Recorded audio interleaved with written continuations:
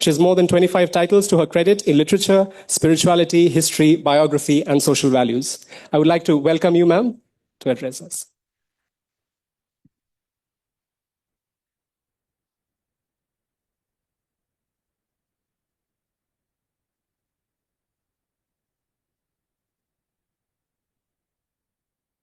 Dhanyosmi, thank you very much. Respected members of the audience, without delaying further, since we are already a little behind schedule, I would straight away go into the discussion. And the topic that has been given to me is on the dance of Lord Shiva. It says the cosmic dance of Shiva. But before dealing with the cosmological aspects of it, I would prefer to give a brief introduction on the dance aspect. I was told that this particular session is a kind of an intersection between science and spirituality. I beg to differ.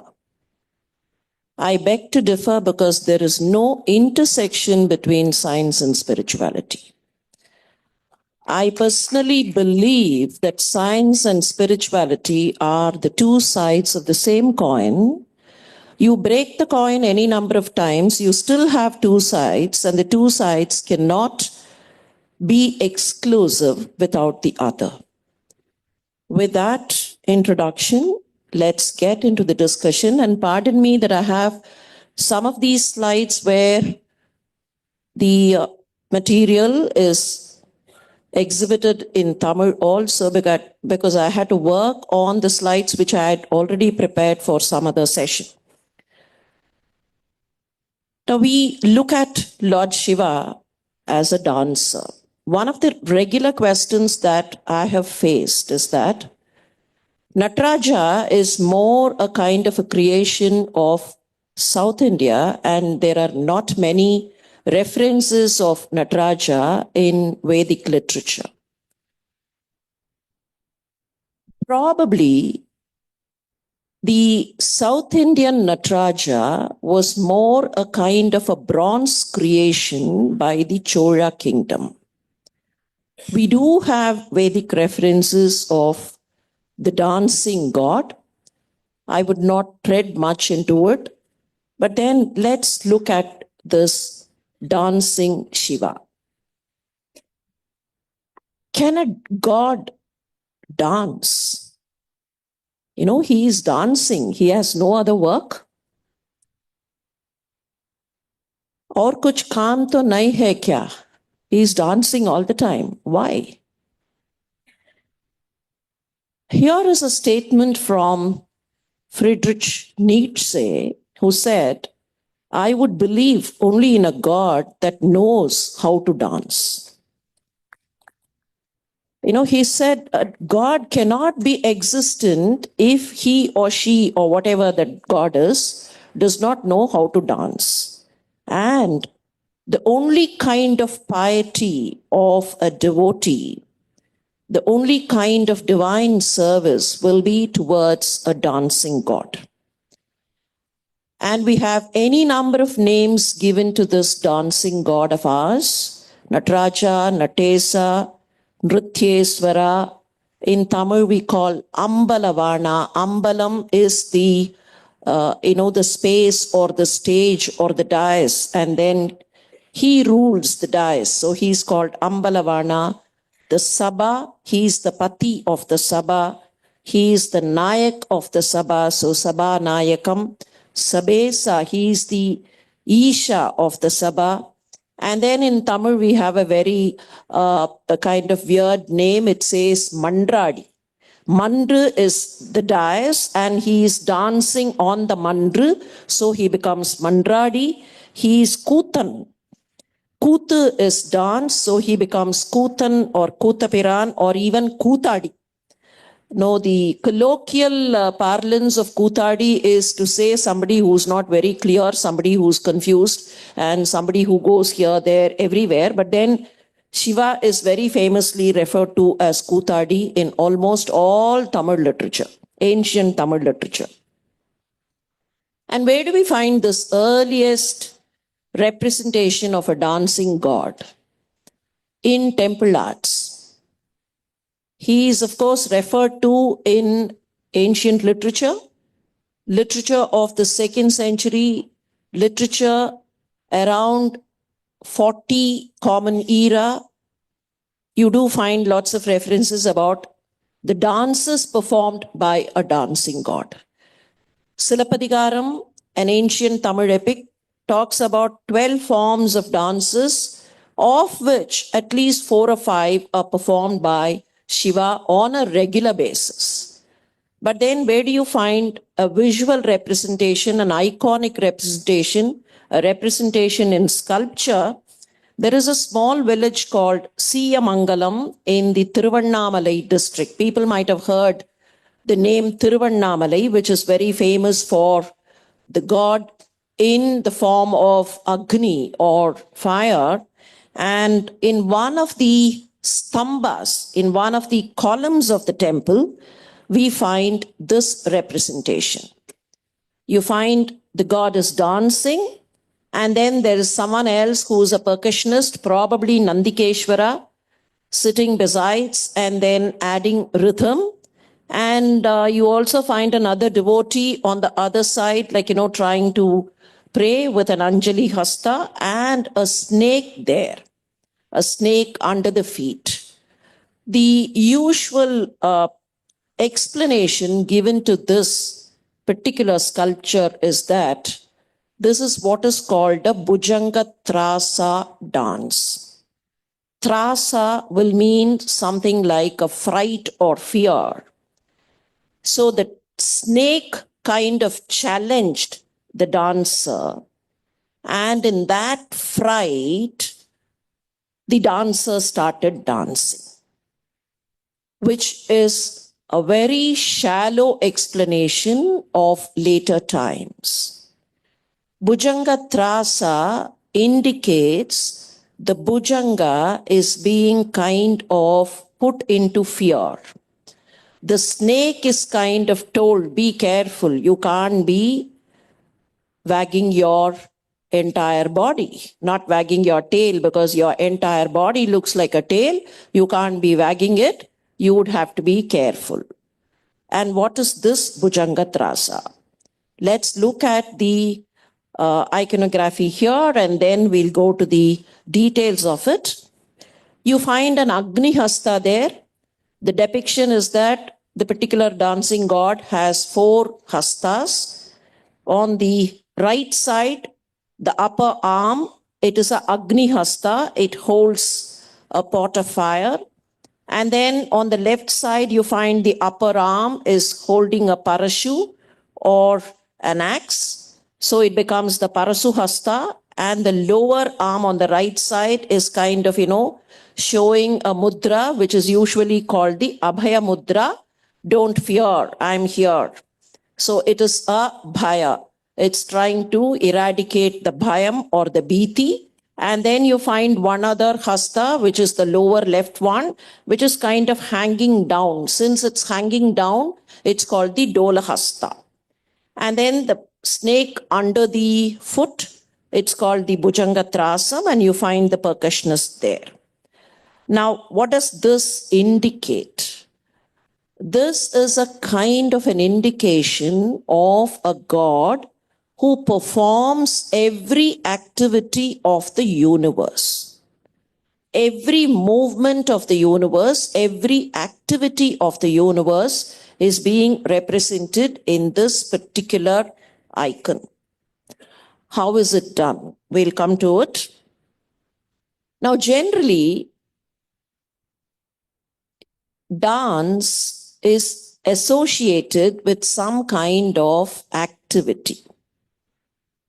And when it comes to Shiva, many of us are familiar with the Rudra Tandava, the kind of expression Rudra Tandava.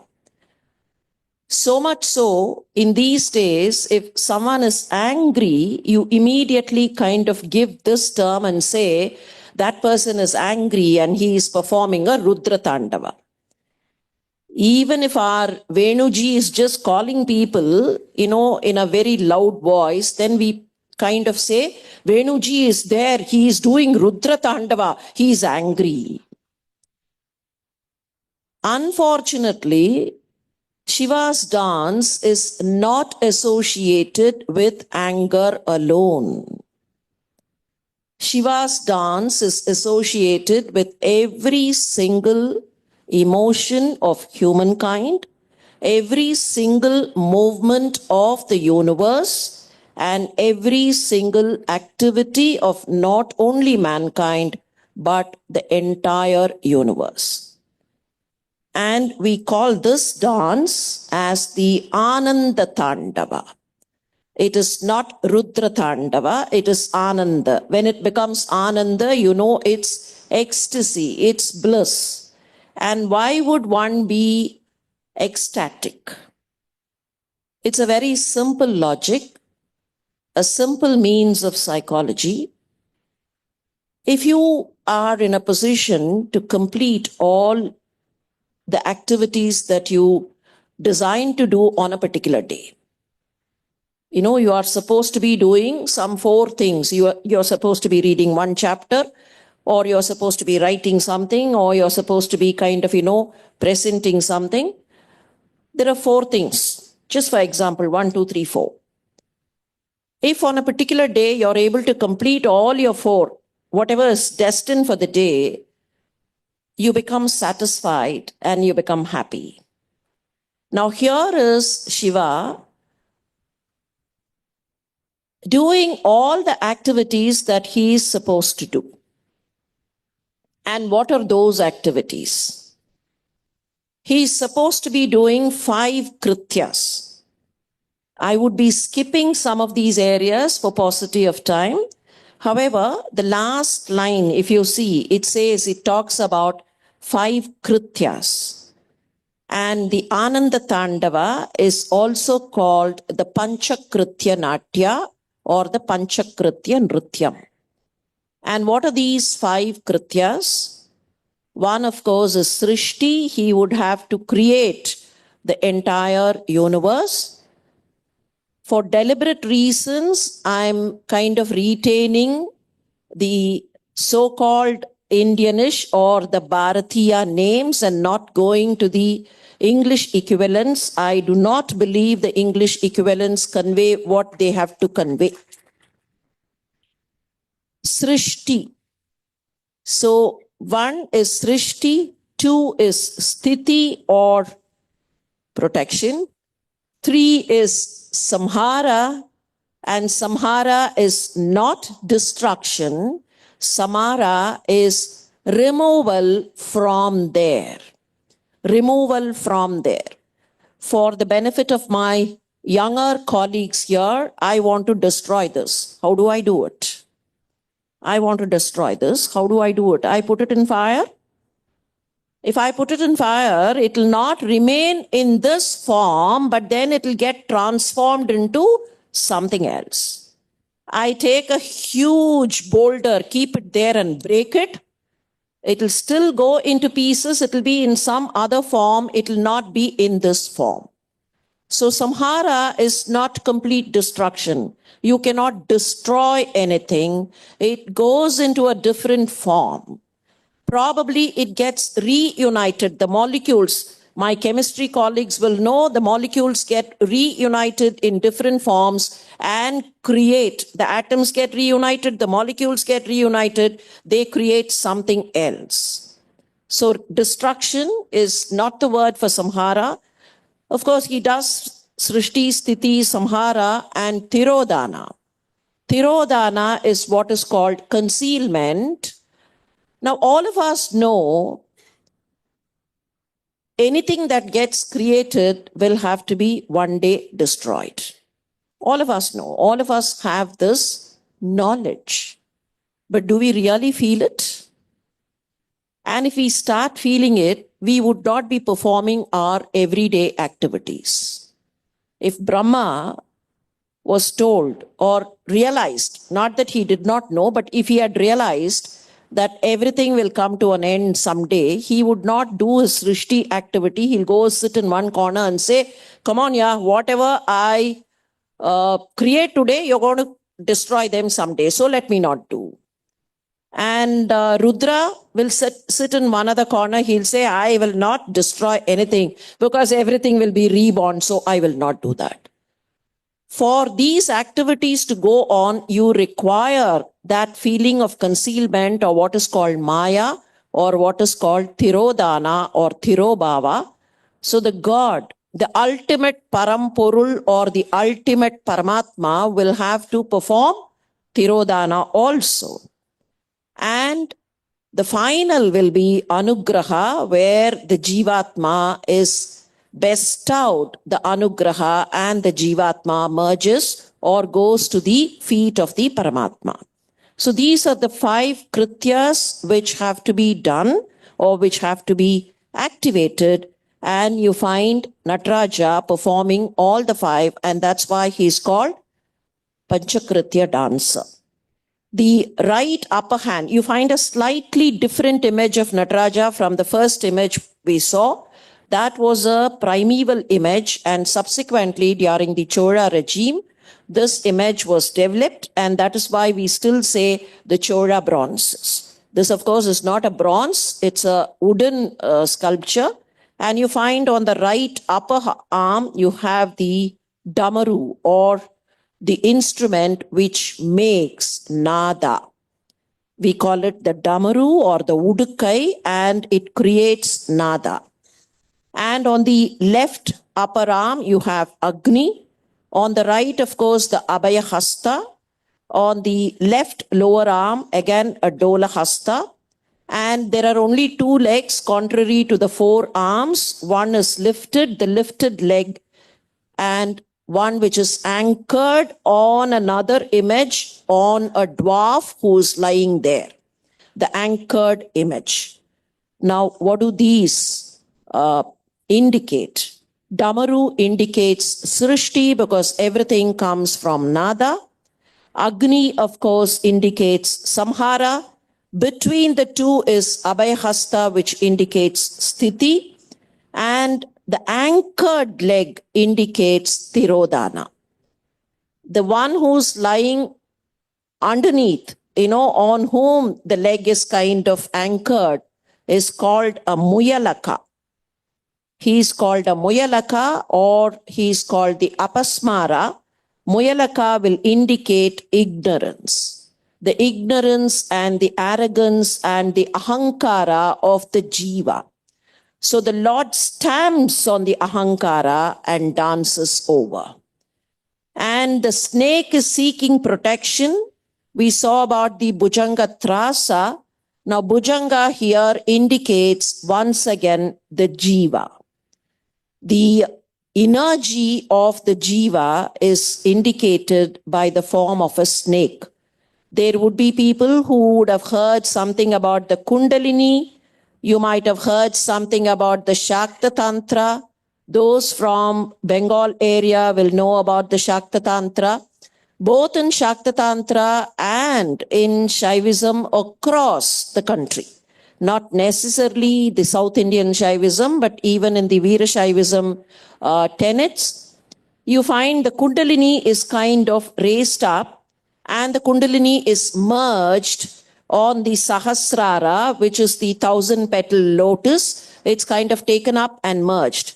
And the usual description given is, at the Sahasrara is the Paramatma. And the Kundalini is nothing but the Jivatma, which is taken up and merged there. And why is the Kundalini usually depicted as a 3.5 circle? In olden times, we used to have this pen, the ballpoint pen, where we had the habit of changing its refill. We used to buy a new refill and kind of replace. Today, I think everybody dumps and takes a new one. Now, this refill used to have a small spring. And if you pull the spring, so much of energy will come out. It will hit you. Have you ever checked how many coils should be there for that energy to emerge out? If you just have one coil, nothing will happen.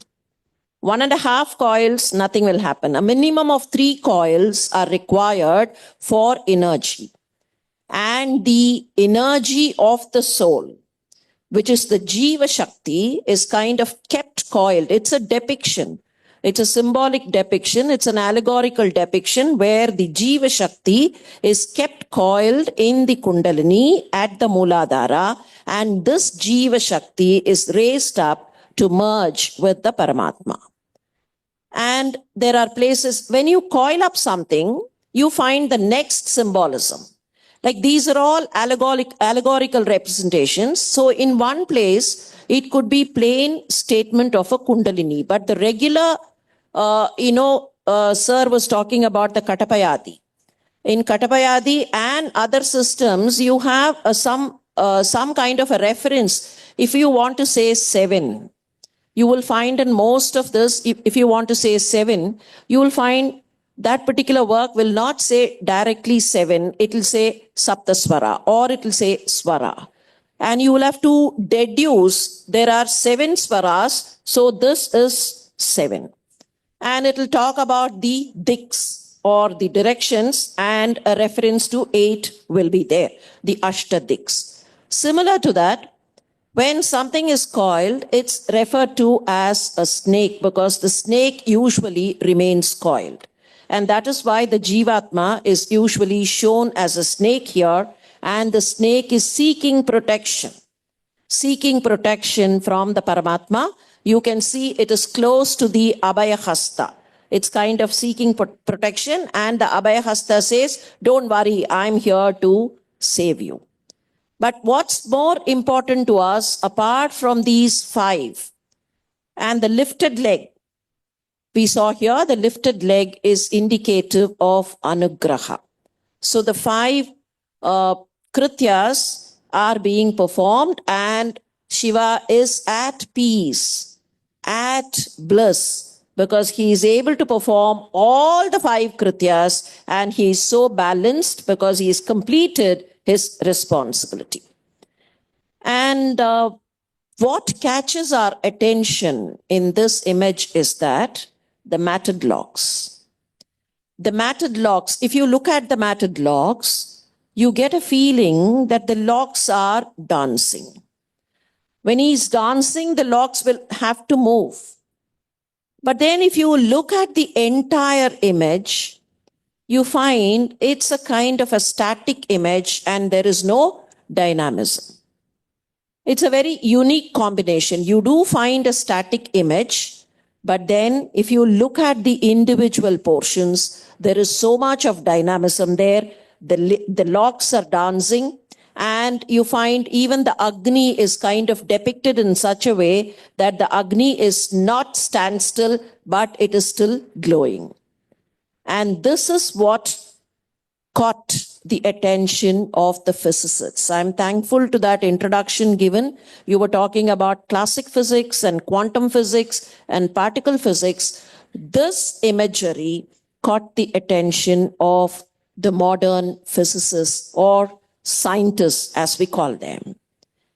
This dancer is a representative of the rhythm of life and time. Not only the rhythm of life, but the rhythm of time also. Unlike the Western system where time is, kind of continuous, we have a system where time becomes cyclical and time is rhythmic. And this dancer is a depiction of immeasurable energy. And he is an engine of constant change. Particle physics talks about constant change. Classic physics said, no, certain things are static. But then particle physics, when quantum physics was brought forth by Albert Einstein and subsequently particle physics came in a large way, people realized everything is constantly changing. Nothing is static. Now we're all sitting here. What were you 10 minutes before? You're not the same now. There is something that has changed in you. Either your blood circulation has moved a little this way, that way. Some of your cells have done some kind of synthesis, protein synthesis. Your neurons, sir was talking about synaptic delays and all that. So the synapses are transmitting some kind of neurotransmitters, some information is going on. Some change has happened. And you're not the same. Your cells are not the same.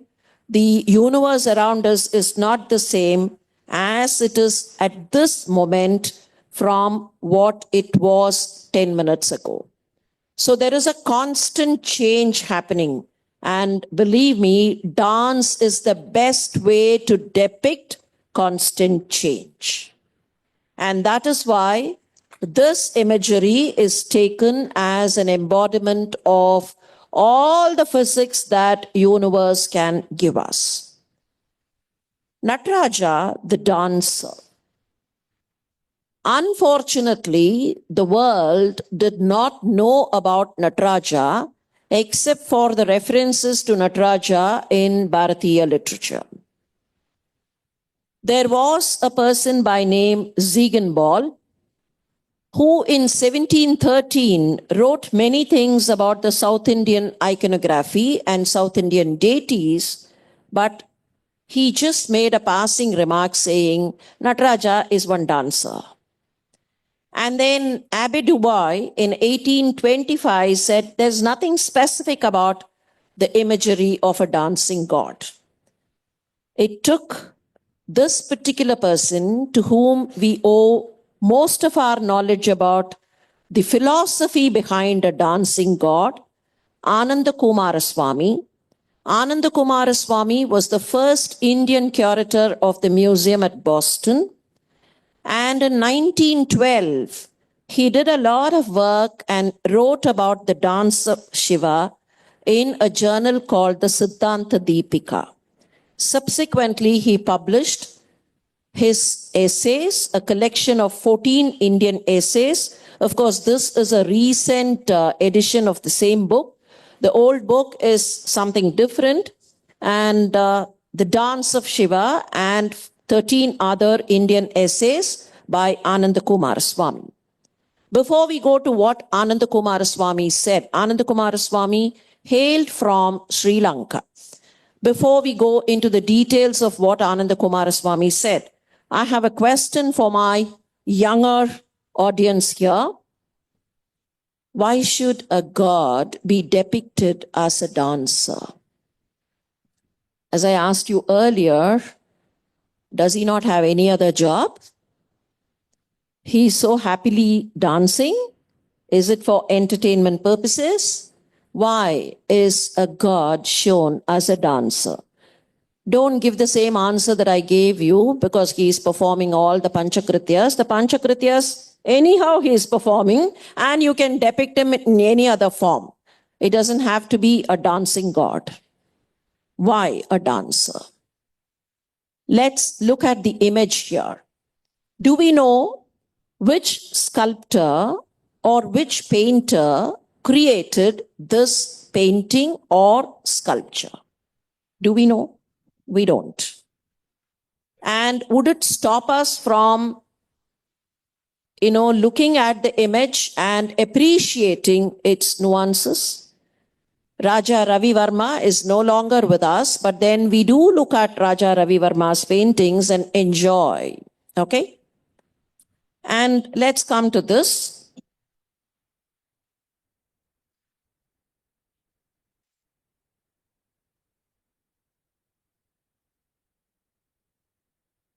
This is our legendary S.P. Balasubramaniam singing the Shiva Purana. S.P. Balasubramaniam is not here. Of course, he is not with us, but then even if he had been alive, we could still, if he stands, I'm not talking about technology, I'll come to it. If he stands there and sings and the door is open, without looking at him, without feeling the physical presence of the singer, we can still enjoy the music. In other words, there are art forms where the art form and the artist are completely separable. You don't require the artist for the art form. There are art forms where the artist and the art form are partially separable. You need the voice. The physical voice of that artist is required. If MS Subbulakshmi sings or Parveen Sultana sings, you require the physical voice. But then a dancer, just imagine if the dancer's physical presence is not there, would you be able to enjoy the dance? You would have to look at the fingers of the dancer to enjoy the mudra shown. You would have to look at the feet of the dancer to enjoy whatever footwork being danced upon. So there are art forms where the artist is completely separable, art forms where the artist is partially separable, but here is a particular art form where the artist and the form cannot be separated at all. Even if you have a video clipping of Balasaraswati or Padma Subramaniam or anybody else, Birju Maharaj or anyone, you would have to look at the physical form of the individual to understand and appreciate dance. And that is why God was shown as a dancer. The physical presence of the universe and the force behind the physical presence of the universe cannot be separated. The force and the physical presence. You can't look at the universe and say, somebody created it. Where is the God? The God is not there. Only this is there. Only stones are there. Only fire is there. No. The godliness inside these physical material substance, the Panchabhutas, cannot be separated from godliness, and that is why God was depicted as a dancing God.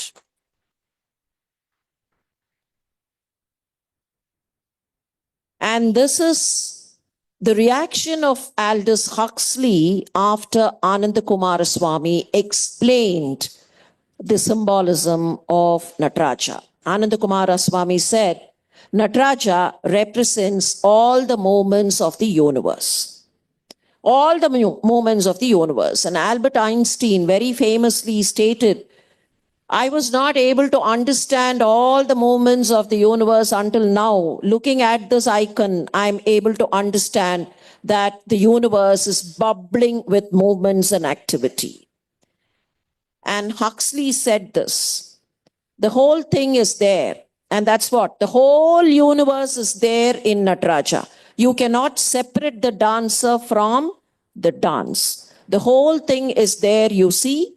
The world of space and time, the world of matter and energy, the world of creation and destruction, the world of psychology.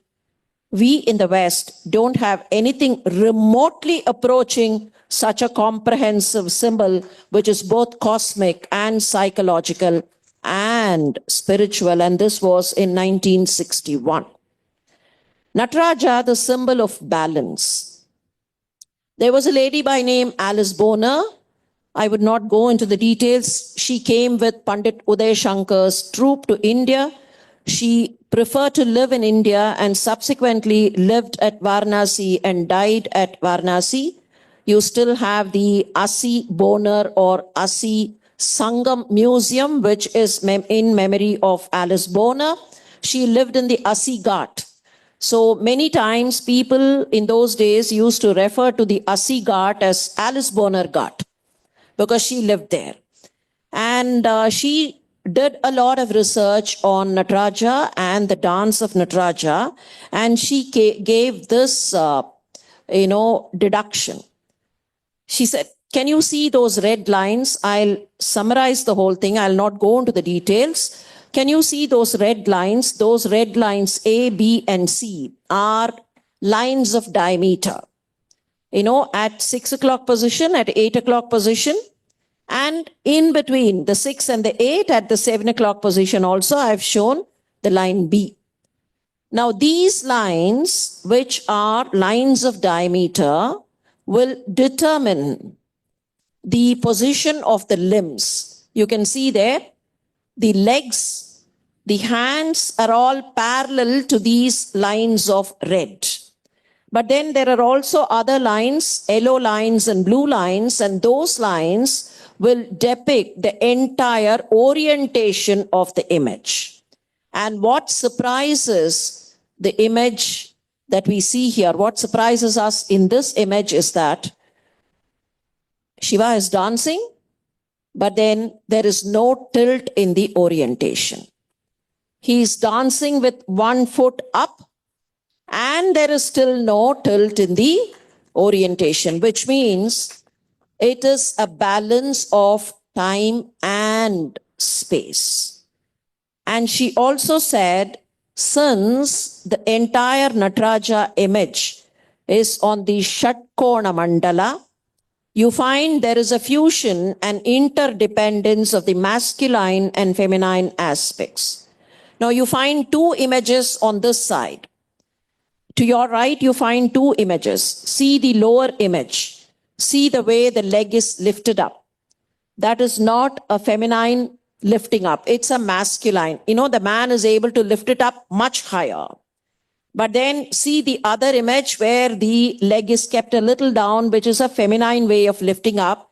But then see the real Nataraja where it is in between, and that is where the balance of the masculine and feminine aspects are shown, the interdependence of the masculine and the feminine aspects. And that is how Alice Boner gave an interpretation to Nataraja, saying that it replicates the entire balance of the universe. Now, Nataraja is also an indication of geological migration. In the south, in the land of Tamil, we have Panchasabhas, where we say Nataraja is performing his dance, and these Panchasabhas are based on metals, metallic elements. The main dance is performed at Chidambaram, which is called the Kanaka Sabha or the Golden Assembly. And Madurai is the Silver Assembly or the Rajata Sabha. Tirunelveli is the Tamra Sabha, where the Copper Assembly. And Tiruvalangadu is the Ratna Sabha, where the gemstones. And of course, Kutralam is the Chitra Sabha.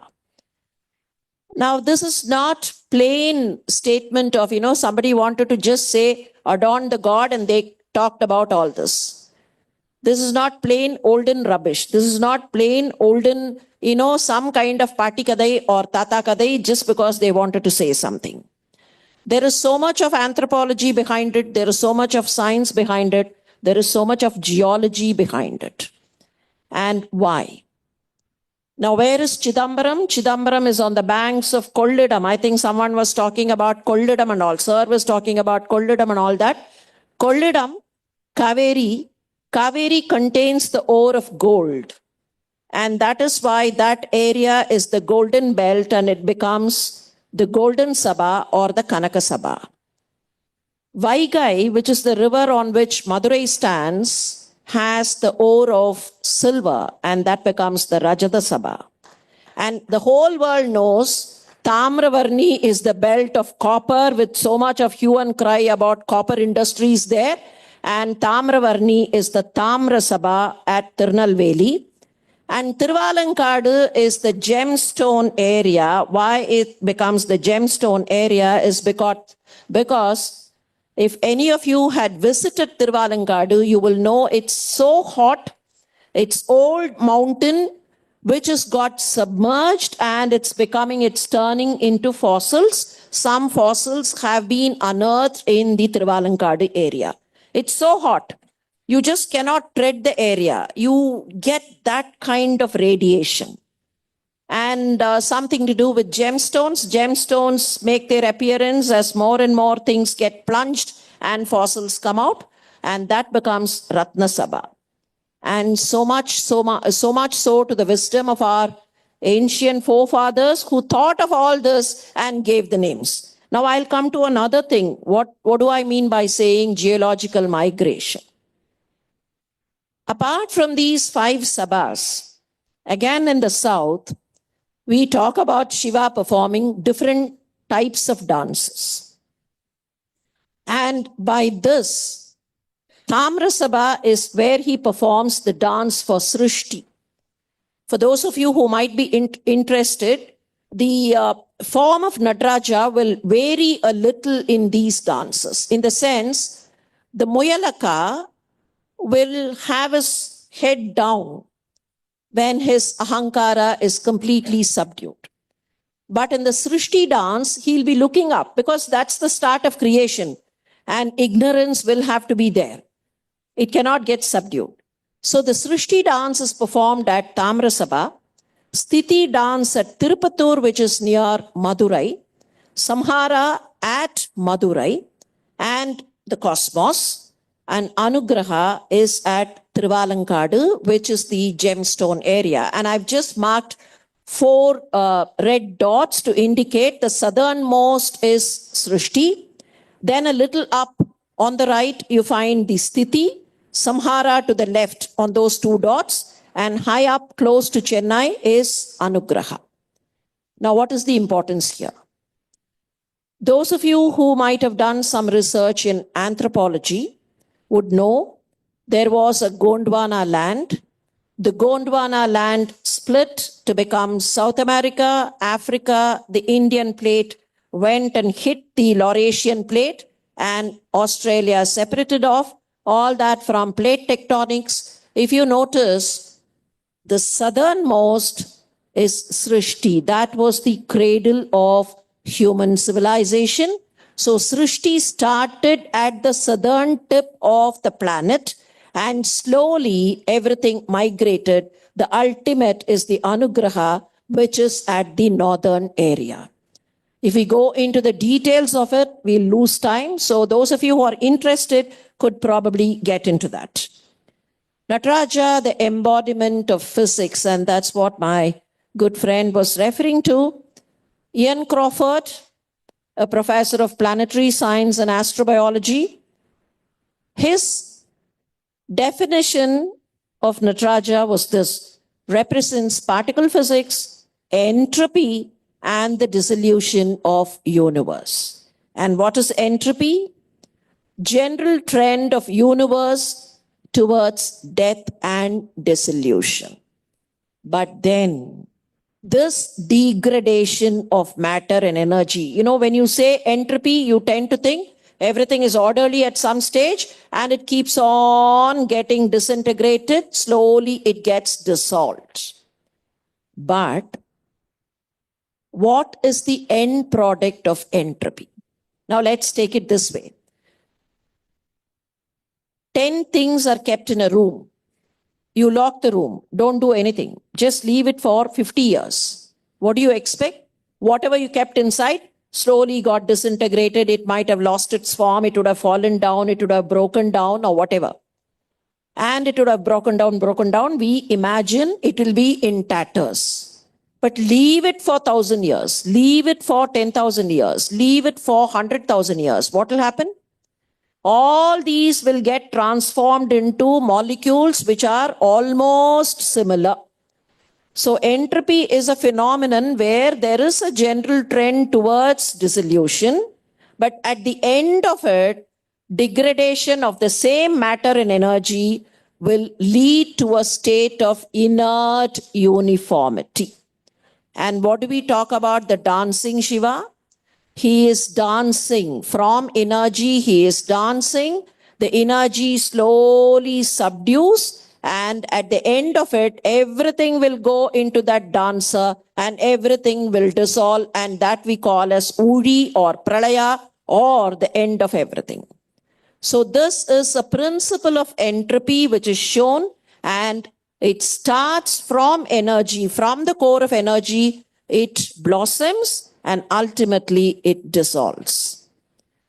Fritjof Capra, his definition of Nataraja, metaphor of the cosmic dance, which unifies ancient mythology of Shiva dancing here, dancing there, and then religious art, the Chora Brahms, and of course the modern physics, which is put forth in the form of a matter-antimatter balance. You know, when we were school students, if you had told us something called antimatter, we would have laughed. We only knew of matter. And how can there be antimatter? And today we are talking in terms of antimatter and the energy that antimatter can produce. So it's a balance between matter and antimatter. Nataraja, the abode of genesis and dissolution, and that's what Crawford said. Carl Sagan, he talked about Nataraja and he said, dedicated to the idea that cosmos itself undergoes an immense and infinite number of deaths and rebirths. You talk of expanding universe now, but there would be a time when the expanded universe will become a cosmic egg. When Hubble said the universe is expanding, he started from a cosmic egg. So there is a time when this will become a cosmic egg and then again expand. Undergoes an immense and infinite number of deaths and rebirths. And the time scales correspond to those of modern scientific cosmos. The average day of Brahma is supposed to be 8.64 million years. We'll not go into those calculations. Those calculations are wonderful and staggering, but we don't have the time. At this point of time, our time is also cyclical. So longer than the age of earth or sun, Shiva had been dancing and would continue to dance for some time, but then there will be a time when he will dissolve, and that will be the dissolution of the cosmos. And this is the image of that huge Nataraja at CERN, the European Center for Nuclear Physics, Nuclear Science, which is at Geneva on the France-Switzerland border. And you find presented by the government of India, here is a huge Nataraja who's depicting what goes on inside the center. Research on nuclear physics. And here is Nataraja depicting the atoms, the molecules, the movement of the atoms, the movement of the molecules, the movement of the subatomic particles, electrons move, neutrinos move, all those movements are shown here. But then for the naked eye, these movements are not visible at all. And for the naked eye, you don't realize the movement of Nataraja. I'll conclude with a verse from Tirumular. I would translate it for you, a free translation. It says, Yengum Tirumeni, Yengum Sivasakti, Yengum Chidambaram, Yengum Tirunattam. Wherever you see, there is Shiva. That is what it is. Yengum Tirumeni. Yengum Sivasakti. Shiva and Shakti are inseparable. So wherever you see, you find Shiva Shakti. And don't go to Chidambaram. You don't have to go to Chidambaram. Chidambaram is all over the universe. And the dance is all over the universe. Yengum Sivamai Iruthalal, Yengengum Tangum Sivanarul Tan Vilayattu. And since Shiva dances all over, his anugraha, his benediction also remains all over the universe. Thank you very much for the time given, and thank you very much for the attention. Thank you, Dr. Seshan, for that very illuminating discussion and her opinions on this matter. I think it's, sorry, yeah. Oh, we'll just come to the questions, yeah. So the floor is now open for questions, and then I'll come to the comments, please, yeah. Shastriji, do we have a mic?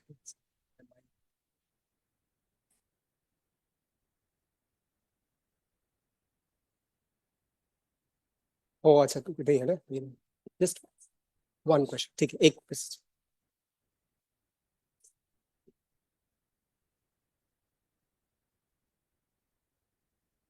So the Bharatiya system talks about time to be cyclic. We have the 60-year cycle, we have the 120-year cycle, and the Yugadi cycle also. The yugas get repeated. And that is the concept. You know, when we talk about this 8.64 billion years and all that, the Kali Yuga, the Treta Yuga, the Krita Yuga, all that put together, you have a cyclic tenure.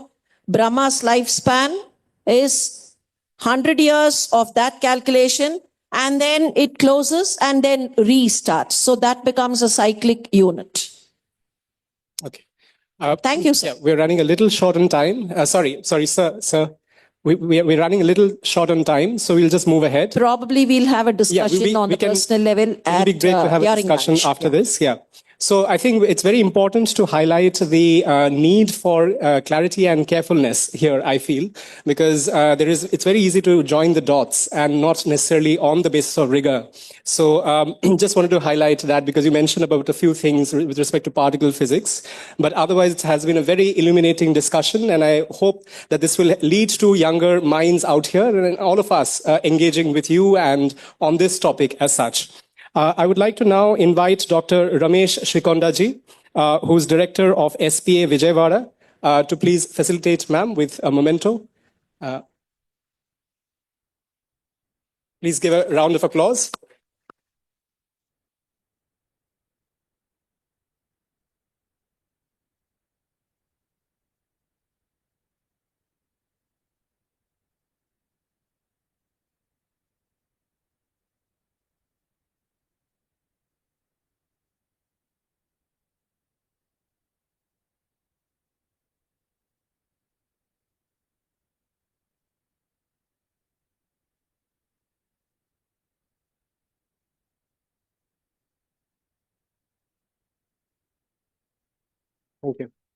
Thank you. Thank you, ma'am. Thank you, sir.